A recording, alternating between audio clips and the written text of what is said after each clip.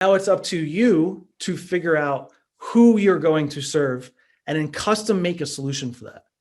So I firmly believe that the reason why we need to niche is because it gives us the ability to create something amazing.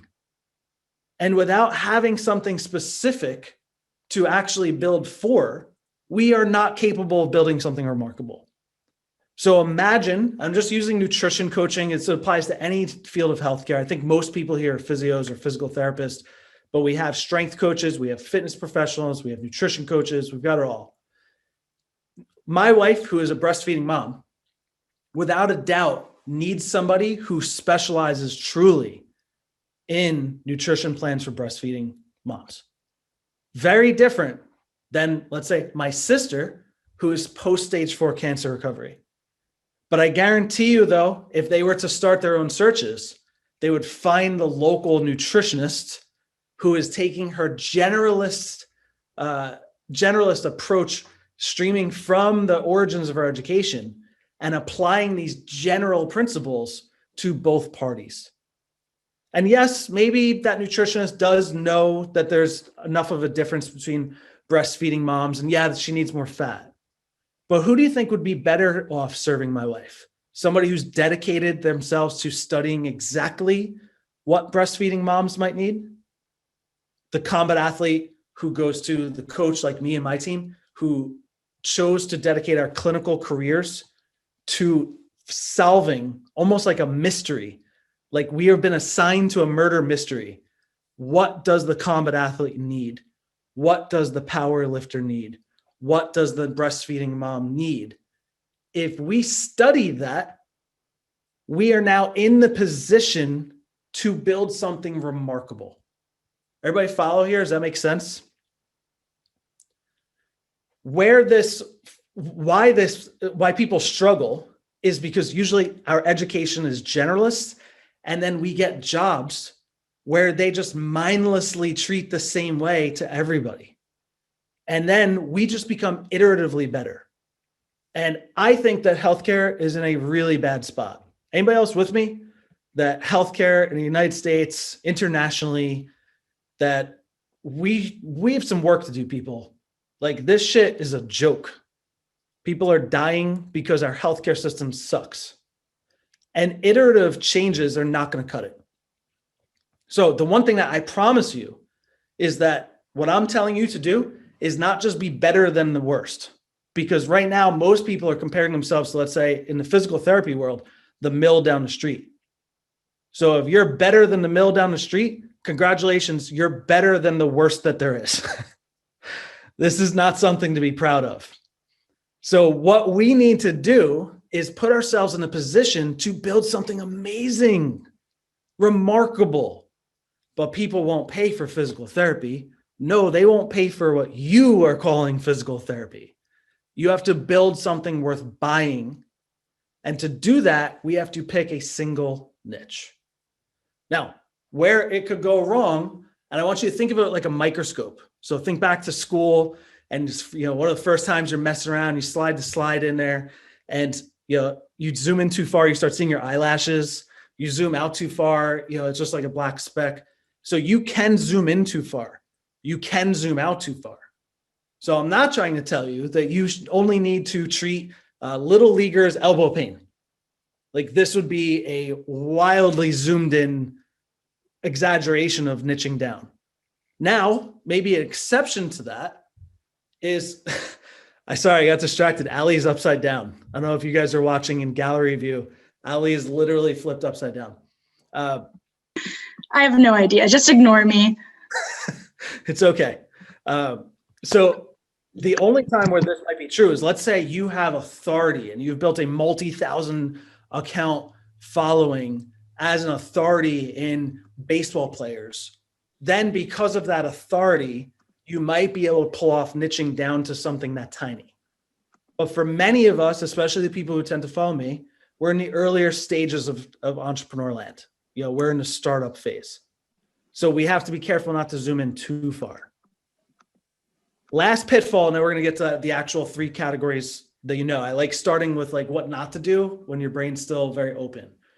So what not to do is to use generalist categories like active people.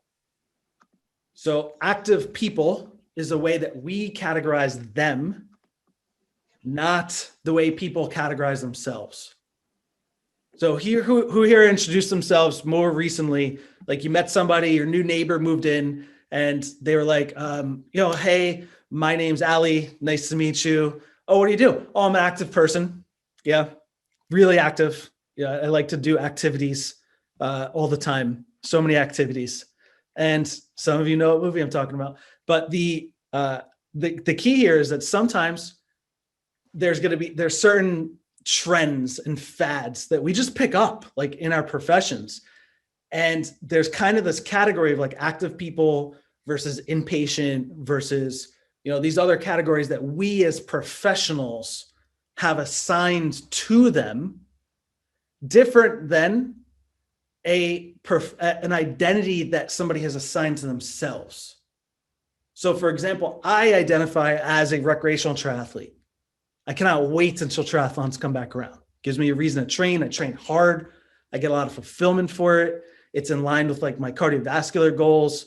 I like being outside. I like variety in my training. I hate doing the same shit all the time. So I like those three different things.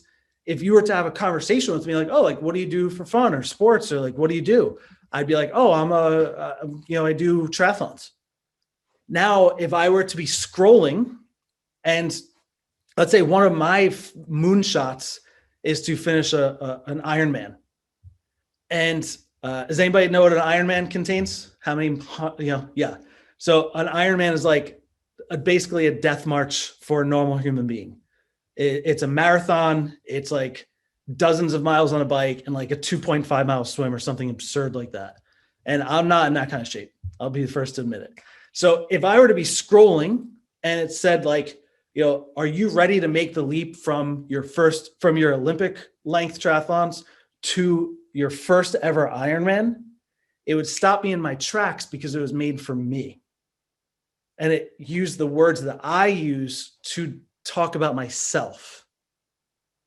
And the real hallmark of marketing, not my theory, I wish I could say I invented this, but universally, every great marketing book of all time, because I just study all of the greats. I study the legacy ones. Marketing is entering the conversation that's already going on inside somebody's mind. How the hell can you know what's going inside somebody's mind? By being a generalist, by targeting active people, or by thinking through the lens of how we categorize people instead of how they categorize themselves. So to say this even more succinctly, one of the pitfalls of niching down is not do. Do not categorize them through the way you categorize them. Niche down based off of how they categorize themselves. It's a big one, especially for the physical therapist in the house. Any questions here? I want to pause and just, unmute, go for it. Any questions? Drop it in the chat too if you can unmute. Hey, Frank. One of the concerns I have, I'm in a fairly small rural area, so I kind of worry there's not enough of any one certain population to focus down into. Yeah. So that's a great concern. Where are you from again, Seamus? I'm in Wisconsin. Wisconsin? Okay. Yep. So do you have an idea of a niche that you feel called to serve? Not specifically. I was in an outpatient clinic for 20 years, so saw a little bit of everything. Kind of trying to target the busy parents and their kids that are in multiple sports, kind of that athletic family, I guess. Got it. Cool. So we'll start with the busy parents part of it. Have you ever considered going online? What do you mean? With your services? Like telehealth stuff? Yeah, I don't really use the word telehealth because it's become associated with just Zoom sessions. Mm-hmm. But there's a way to repackage and deliver your expert knowledge that's not just via sessions, that could be like via program, via programming, via education, via 90-day plan, via membership, via education tool. Sure. Yeah, I've got a course for runners that I'm just about ready to release right now. There we go. That's kind of So my first foray out there. yeah, so that's the direction that I believe we need to go when you're in your situation. Like you have two options. You either need to build a local following, which is there's local marketing techniques that you could go down. Likely though, it's not going to be niche based. When you're in a really rural situation, you don't have access to a lot of people. But the opportunity that COVID has provided us is that the world is literally ready and open and waiting for digital solutions that they didn't before believe were possible. So for example, my clinical facing business is Counter-Strike. It serves fighters, combat athletes, kickboxers, jiu-jitsu, mixed martial arts. I launched digitally in 2018, 19. And this was before COVID. So I had to do so much explaining of what the hell a online performance coach was for fighters. And now it's just like, oh, cool. Yeah. Everybody, even my mom's generation, 72 years old, she's ready and waiting for digital solutions. So if your local market isn't one where, let's say, New York City, you'd have no problem. In my region, you'd have no problem. In New Jersey, you might need to match the size of your niche with the delivery mechanism that makes it real. So parents, there's probably a lot of parents by you. You could probably do that. Runners probably digital. Make sense? Cool. So we got Harold here. My main issue is identifying the niche I truly would be able to dedicate myself to. I've identified too long as a generalist. Love that, Harold. We're going to come back to that once we go through the 3 hows. But this is one that I know everybody else is going to relate to. Who here relates to this one? Like you've already been a generalist. That's all you've ever known was generalist. And this whole notion of deciding and niching down in itself is like, what the fuck am I supposed to do here? Like, am I going to only treat this one type of person forever? And the answer is no, you don't have to. But we have to start with one. But I'm getting ahead of myself here. So we've covered some of the pitfalls. Let's go into the actual how-to, and then we're going to spend the rest of the time doing Q&A. So what are the 3 kinds of niches? So we have an identity-based niche, we have a problem-based niche, and then we have an identity problem-based niche, combination of the both. And I know this can feel like common sense, but when you look through these 3 frames, it gives you all of the possibilities. So for me with Counter-Strike, we have targeted the amateur combat athlete who's looking to go pro. That is our center bullseye. The amateur combat athlete who's looking to go pro. Now that's an identity that they call themselves. That's not something that I'm imposing on them. There's an entire class of these people. Before COVID, there was an entire promotion internationally that's just serving these people. And it's coming back this year. It's starting to come back again. Why did we do that? It's because I could then study them and then put the best possible solution for them in front of them at all times. And our marketing could talk about the things that I know they're already talking about. So this is an identity, and then I am solving multiple problems. So I said, okay, what do they have an issue with? They don't use, they lose fights because of conditioning. Why? They don't use a heart rate monitor. Boom, done. Problem solved. Building that into the product. What else? It's a weight-based sport. They use very unhealthy weight cutting methods to get down to weight. Boom, nutrition coaching for healthy weight cutting. Done. Studying them. They don't believe in strength training. Do you know why? Because they think it's going to make them bulky. Literally. So there's these pro athletes training every day of the week. They don't do strength training. No wonder why they're getting injured all the time. So they don't do strength training. They get injured. They are seeking power they're seeking knockout power. What do? Strength training customized for the sport itself. Because a BJJ athlete, a jiu-jitsu athlete, needs to be trained differently than a kickboxer. So identity, multiple problems. You study them. You come up with a list of the top problems that they have. You figure out how to solve those problems. You bundle them together. You deliver it in a new and cutting edge way. It can include sessions, but I don't want you to be dependent on sessions. And I'm known for going off a little rant, so I'm not going to go off on one right here. But being a 1-to-1 time to money ratio is the quickest path to burnout and the way to create a salary cap for yourself, especially as an entrepreneur. If you are always in a 1-to-1 pay for situation, when you try to take off a week and go away with your family, guess what? You're not only paying for the vacation, you're suffering a multi-$1,000 loss. So your vacation costs twice as much.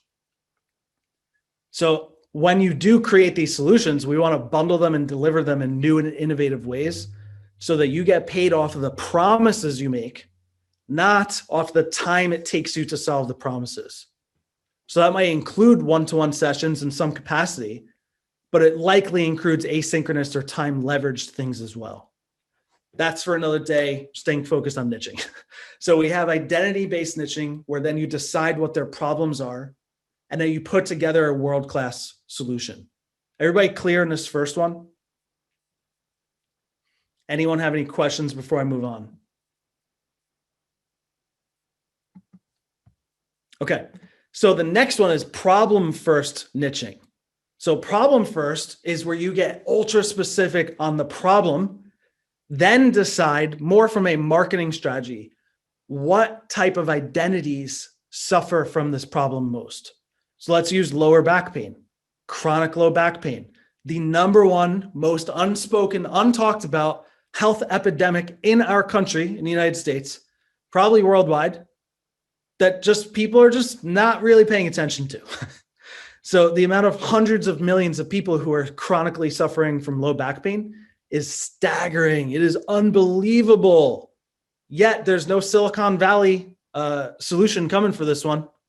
It's going to come down to one of you. You have to do this.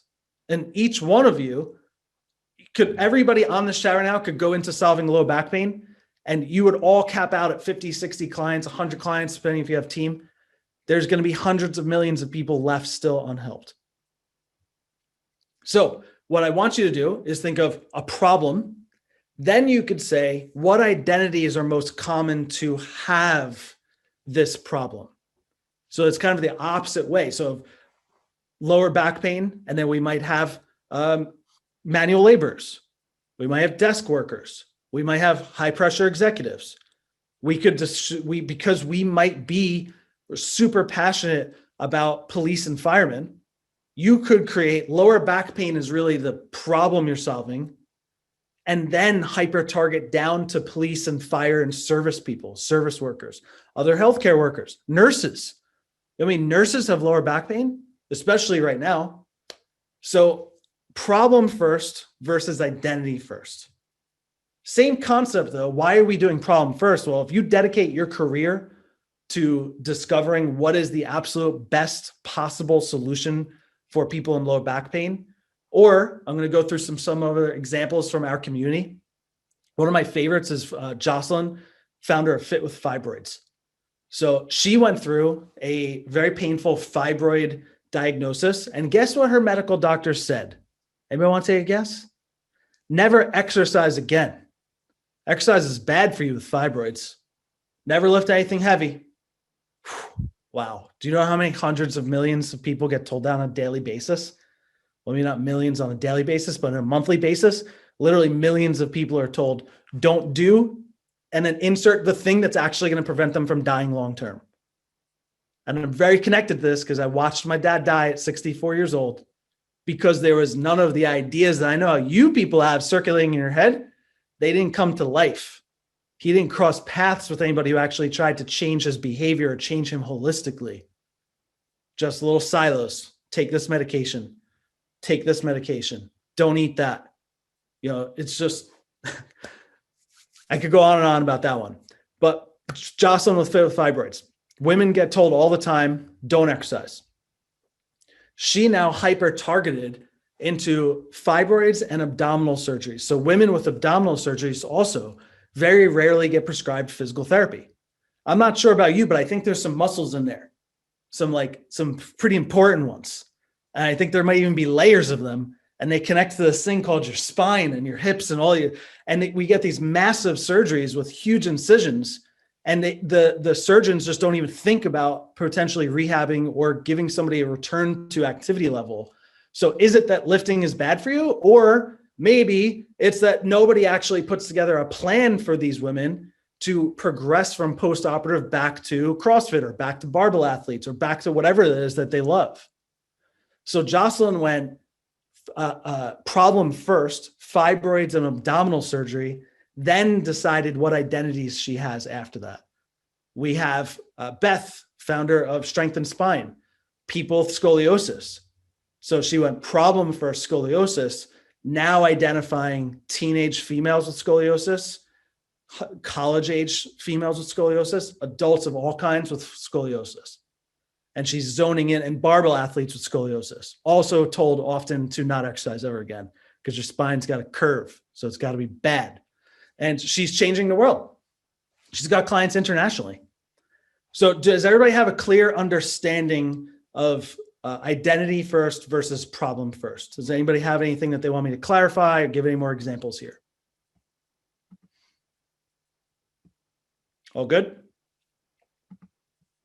Okay, cool. Now what we can do is a combination of the two. So for example, if you were to enter my world, I did choose to do combat athletes, which is an identity, and then studied all the problems they might have. I could have chosen just one of those problems though. So I could have been the absolute undisputed expert in conditioning for combat athletes. And I could have dedicated my entire platform to heart rate-based conditioning for combat athletes. I could have dedicated my entire platform to concussion recovery from post-combat injury. I could have dedicated my entire platform to the hand injuries so that when people, because the amount of hand injuries that come out of combat sports is massive, very few people understand what to do about it. We could have been the absolute undisputed best in the world at that particular injury. Now, oftentimes this is too zoned in. Oftentimes this is now going to actually slow you down just a little bit, but the right combination could be amazing. So this is where I want to hear your ideas if you're in this camp, because it's kind of like that microscope where if you're just a little bit of a twist here and there, and you could like accidentally zoom in too far or not enough. So if you are going with the combination, that sensitivity knob is going to be a lot more sensitive than the other two. Make sense? So we got one question here, Harold. How did you come across the combat athletes as an? So funny story. So the history with me is that Cedric and I, who you might have seen inside our free Facebook group, he and I were partners in our first ever business, launched in 2014 at the end of the year, really started to take off 2015. And we had scaled so incredibly fast. So I had 5 locations, 50 employees, and I scaled myself out of traditional treatment within 1 year. I was out to lunch with one of my clinic managers, and we're on this like sidewalk restaurant, and a former athlete who is just a wrestler, high school kid, bumps into me. And he's like, "Oh, Frank, what's up, man? How's it going?" I was like, "Dude, how's your hip? I haven't seen you in a while." He's like, "It's doing great. Thank you so much, man. It's so strong now. It's never been an issue." He walks away. The guy behind me says, "Hey, bro," literally like that, because we're from New Jersey. This is just how everybody talks. Stereotypes, sometimes they're real. Sometimes they're real. And he says, "Hey, bro, you work on hips?" This is a direct quote. "Hey, bro, you work on hips?" I said, "Sure do." He's like, "Yeah, I'm always looking for ways to keep my hips loose. Like, you mind, I could talk to you about it one day." I was like, "Yeah, sure thing. Let me take your cell phone number now. I'll text you later. We'll get you in." Cell phone, text him, have him come in 2 days later. He sits up on the table. I take the eval.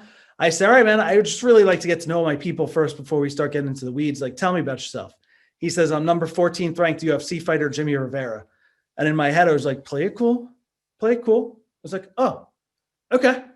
And in my head, I'm like, this is amazing. So I had never worked with a pro fighter before. I've worked with pro football players, pro baseball players, never a pro fighter before. I love fighting. I love the whole sport. And it was amazing. So I had just one client. He eventually introduced me to a handful of his teammates. So at the time of launching Counter-Strike, which was years after that moment, I had only worked with 5 fighters. I had worked with 5 fighters. When I sold Provir, I got the chance to reinvent my career all over again. I love that business and I hated it. Do you know why I hated it? Because I had to spend my nights driving from location to location. My job became managing and navigating insurance companies, not helping people. My job became hiring and firing. And I was like, oh man, like I don't think I really got into it for this. I've had the dream of revolutionizing healthcare for a long time. This is not new to me. And I thought I was just going to do it solo. I thought I was going to do it myself. Now I know that my mission is really to do it by example, yes, for my fighters, but to inspire thousands of entrepreneurs like you to go into business and unroot and decentralize this broken system that we have. So anyway, at the time of launch, I had 5 fighters, and I remember changing my Instagram profile, my Facebook profile, and declaring myself combat sports expert. And I know some of you here are thinking the paradox, but I don't have enough experience in desired niche, but I don't treat desired niche. Therefore, I will never get experience in desired niche. And you're just circling. And I was in the same boat. I was by no means an expert, but I knew though that by me declaring that I was going to solve their problem, I knew that I would do anything it took to make it happen. So some of you, there's a little bit of imposter syndrome. Who here could relate to that when they think through this? A little bit of imposter syndrome. Seamus, when you think about taking that running program nationally, internationally, you know, is there a little bit of that voice saying like, who are you to say that you're an expert in this? Or why should anybody buy my program? Or how could I possibly write this? That's just that little inner critic, which is an outdated behavior mechanism that was protecting us from doing stupid things in evolution that we no longer need. So let's dial back in here because you guys are seeing my ranting brain here. What questions do you have for me about this? Let's start with some of the people who did their Find Your Niche worksheet, and let's start like strategizing, because I could talk to you all day about theory. What's going to be more helpful is hearing us work through some specific examples. Who wants to go first? So I kind of tricked you. I asked who did it so I could call on you later, because I knew that when it came to this moment, everybody was going to back off. So Tyler had to leave though. Tyler had to leave. So let's see who else did it. Christina, I know you started it. Can you unmute and talk me through what you think you've been working through? So I feel like I've, over the past few months, been forming a niche of foot pain because I love feet. I just naturally been learning a lot about feet, and I feel like they're neglected, stuffed in modern shoes, which are horrible for our feet. So I'm just kind of obsessed with feet. So, but I don't know if it's specific enough. I guess that's the problem first. Yeah, no, I love that. I love that. So now what you can do is like, who is more likely, what identities are more likely to then develop foot pain? So runners might be somebody with foot pain. Martial artists were barefoot all the time. I have a 2nd degree black belt in Taekwondo. Ooh, I'm speaking to the crier now. Yeah, so you could probably beat me up because I'm not even close to that level. It's been a few years though, so I'm kind of out of it, but you know. You remember those days going on that soft, squishy cart on those mats barefoot day in, day out? That could be very challenging. So yeah, I think back to that and I was like, oh, I feel like I did the martial arts first and then became obsessed with feet after, you know? So I'm like, oh, this would be interesting to take martial arts again with my new perspective. Yeah. But yeah. And I personally love hiking and hiking mountains in barefoot sandals. And I don't know, I'm like, love hiking, but I feel like that's a weird population to target. It can be, mostly because they don't technically identify usually under like one roof. Mm-hmm. So sometimes, and this is one of the things that can be difficult, sometimes who we want to serve is more of a psychographic profile than an identity. Okay. So I hear this all the time with like busy working professionals. We don't really have like a camp that we go to that identifies ourselves as busy working professionals, but it is a very real profile that exists in the world. Mm-hmm. So sometimes with like hikers or outdoorsmen, outdoor people, there's sometimes not like a full identity that's easy to latch onto. Mm-hmm. Doesn't mean it won't work. It just means that your marketing message needs to be dialed in and extremely strategic. Mm-hmm.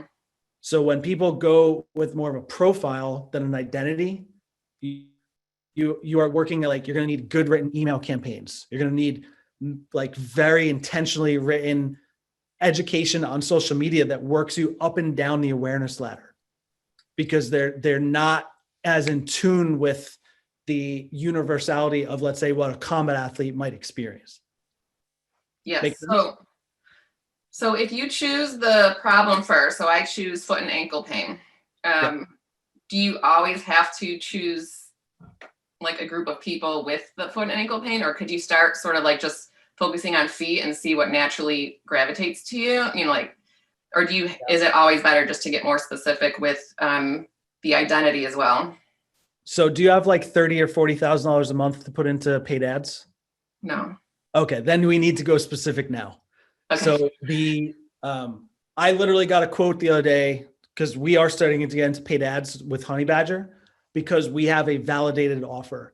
I know the psychographic profile, I know the identities that we work with, and we have proven results from the people we've been with. Do you want to know how much we were quoted? $37,000 a month is what they want us to put into paid Facebook ads for it to work. Wow. So nearly everybody who is selling Facebook ads to startups is a sham, because what we need to do is have a validated message and validated offer first. How you do that is use the free tools of the internet and say, who is interacting with this? Who is this catching their mind share of? Am I entering the conversation? Is the message falling flat? You want to learn that through your free social media tools, Instagram, stories, feed, Facebook groups, Facebook posts, email campaigns, lives, things like that, and to see if people actually even care. So for example, when I launched, I don't know, does anybody even care about Find Your Niche? I literally didn't plan on doing this if you didn't want to be here, and 60 of you said yes. So now I have permission to now put paid ads behind something similar, because I know